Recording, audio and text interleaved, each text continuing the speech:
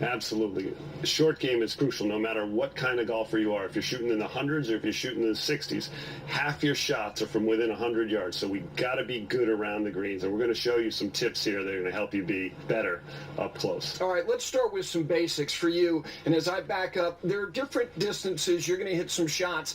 And some of the things you're going to talk about are just basic fundamentals. Right. And this is a standard chip shot. And what we mean by a chip shot is a shot that you're going to hit low to get it on the green as quickly as possible. When I started playing, Davis Love's dad, one of the best teachers, in the world for Golf Digest, he had a little axiom that I loved: minimum air time, maximum ground time. And what he meant by that was, let's get it to fly the least amount of distance possible and then run the rest of the way. So we've got a 75-foot shot here. I've got an 8-iron. I have a slightly uphill lie, a slightly uphill shot.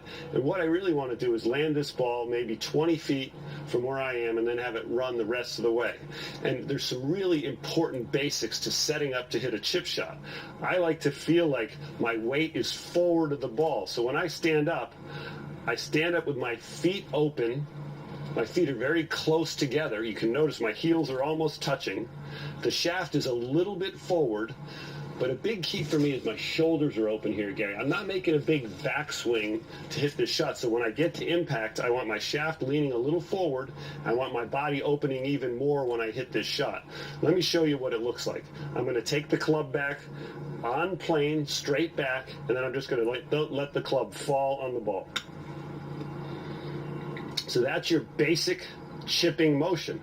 And you can see, I just need to work on hitting it a little harder, that there wasn't a lot of motion on the backswing other than the wrist breaking a little bit. And here's a big key, Gary. Look how far the club head's traveled, and look how little the butt end of the club has gone. So there's a setting of the wrist on the backswing. There's no weight transfer backwards. So let's look at that again. On the backswing, my head is going to move towards the target, and that promotes keeping the weight on the left side. You can hit the ball first and make solid contact.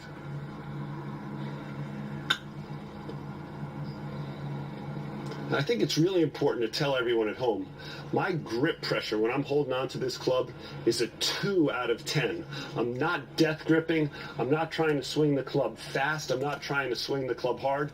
And I'm definitely not down cocking the club and trying to create any lag to hit this ball. And the other thing that I think you need to emphasize again is the travel in the air, the distance. A lot of people get consumed if they have a wedge, if they're around the green, the obligation to use it. You're saying get it on the ground as quickly as possible. Right. The key to short game is being able to use all kinds of different clubs to hit your shots. I chose an 8-iron here because I know that I could get it up the hill to land on the flattest spot and then let it run the rest of the way. You can see there's, like in putting, there's very little change of speed and direction in the transition of the swing, and I like to feel like my upper body is opening and leading the downswing rather than in the full swing. The opposite is true. You push with your legs and your hips before you let the club come down, and it's the opposite in a short game. Your upper body is opening up much quicker. All right, that's an 8-iron. Why don't you grab a club for a distance a little bit more than half? That was 75 feet. Now we're going to hit a shot, what, roughly 35 feet, 30 feet. This would be a pitching wedge. Okay. And, we talk about technology changing the game of golf, whether it's the ball, the shaft, the head of the club. We don't often talk about agronomy and how short and how tight fringes have become now and how more precise you have to be when you hit the ball. And it scares people. It scares people up. But this club will get the ball up in the ground. There is loft on it. You have to let the club do the work. That's the key.